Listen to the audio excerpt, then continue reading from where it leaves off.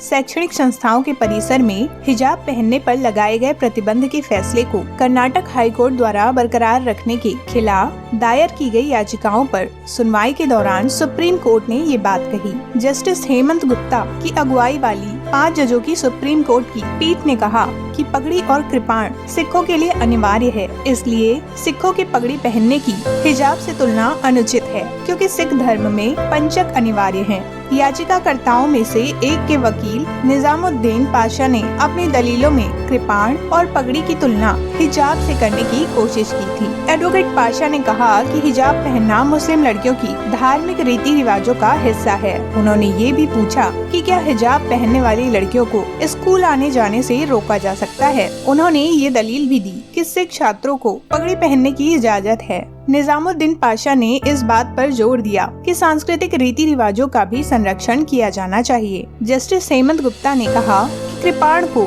संवैधानिक संरक्षण मिला हुआ है, इसलिए दोनों धर्मों के रीति रिवाजों की तुलना न की जाए। अगर संविधान के अनुच्छेद 19 के तहत कपड़े पहनना पूर्ण मौलिक अधिकार है, तो फिर कपड़े न पहनना भी इन अनुच्छेदों के तहत अधिकार बन जाता है। कर्नाटक के स्कूल कॉलेजों में हिजाब पहनने का प्रतिबंध बरकरार रखने वाले हाई कोर्ट के आदेश के खिलाफ अर्जियों पर सुनवाई करते हुए सुप्रीम कोर्ट ने इसी तरह के कई कड़े सवाल और टिप्पणियां की। इस मामले में सुनवाई करते हुए सुप्रीम कोर्ट ने बुधवार को यह भी कहा कि कर्नाटक हिजाब बैन मामले में सवाल सिर्फ स्कूलों में हिजाब पर प्रतिबंध का है, क्योंकि इसके अलावा कहीं भी हिजाब पहनने की मनाही नहीं है। इस साल जनवरी महीने में जब भारत के कई राज्यों में कड़ाके की ठंड थी, उस समय कर्नाटक में छिड़ा हिजाब विवाद पूरे देश में ताप बढ़ाने का काम कर रहा था। तब से ये विवाद जारी है। मार्च महीने में सरकारी शैक्षणिक संस्थाओं में हिजाब बैन को चुनौती देने वाली याचिका को खारिज करते हुए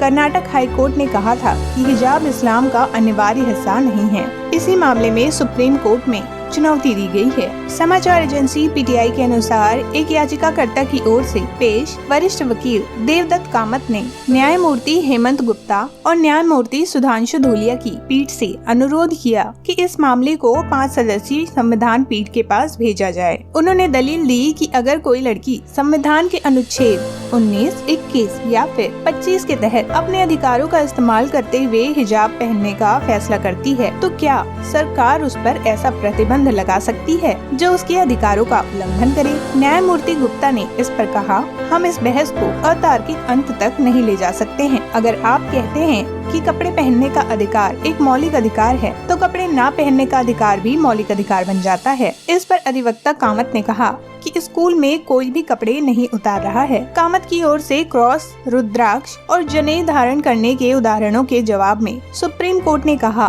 कि ये सब कपड़े के ऊपर नहीं पहने जाते, किसी को दिखाई नहीं देते। कोर्ट ने तर्क दिया कि कोई भी छात्रों की यूनिफॉर्म उतरवाकर ये जांच नहीं की जा सकती कि उन्होंने कौन सा धार्मिक चिन्ह प्रतीक स्वरूप पहना है। पीठ ने मौखिक टिप्पणी करते हुए कहा, सवाल यह है कि कोई भी आपको हिजाब पहनने से नहीं रोक रहा, आप इसे जहाँ चाहे पहन सकते हैं। प्रतिबंध सिर्फ स्कूल में है। हमारी चिंता केवल इसको लेकर है। बहस के दौरान याचिकाकर्ता के वकील कामत ने दक्षिण भारत की एक हिंदू लड़की के मामले में दक्षिण अफ्रीका की संवैधानिक अदालत के एक फैसले का भी उल्लेख किया, जो स्कूल में नोज पिन पहनना चाहती थी। वेबसाइट लाइव लॉ के अनुसार लड़की दक्षिण अफ्रीका के स्कूल कोड के तहत नोज पिन को कुछ समय के लिए उतारने के लिए तैयार हो गई थी। उस समय दक्षिण अफ्रीका की अदालत ने माना था कि लड़की को थोड़े समय के लिए नोज पिन निकालने के लिए कहने से यह संदेश जाएगा कि उसका और उसके धर्म का स्वागत नहीं किया जा सकता है। इस पर जस्टिस गुप्ता ने कहा कि नोज पिन पहनना धार्मिक प्रतीक नहीं है। जस्टिस गुप्ता ने तर्क दिया कि पूरी दुनिया में महिलाएं झुमके पहनती हैं, लेकिन यह कोई धार्मिक प्रथा नहीं है। हालांकि याचिकाकर्ता के वकील कामत ने कहा कि कुछ अनुष्ठानों के दौरान बिंदी और नोज पिन पहनने का धार्मिक महत्व है। जस्टिस गुप्ता ने बताया कि फैसला दक्षिण अफ्रीका के संदर्भ में है, जिसकी आबादी भारत की तरह विविध नहीं है। उन्होंने कहा, बाकी सभी देशों में अपने नागरिकों के लिए एक समान कानून है। दक्षिण अफ्रीका के बारे में भूल जाएं, यह भारत है।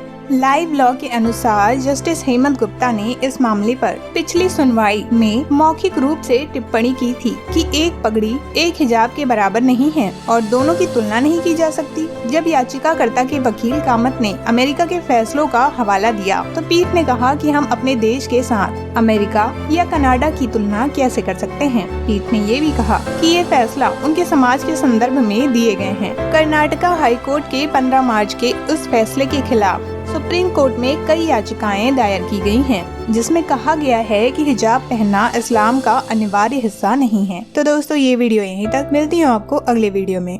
जय हिंद।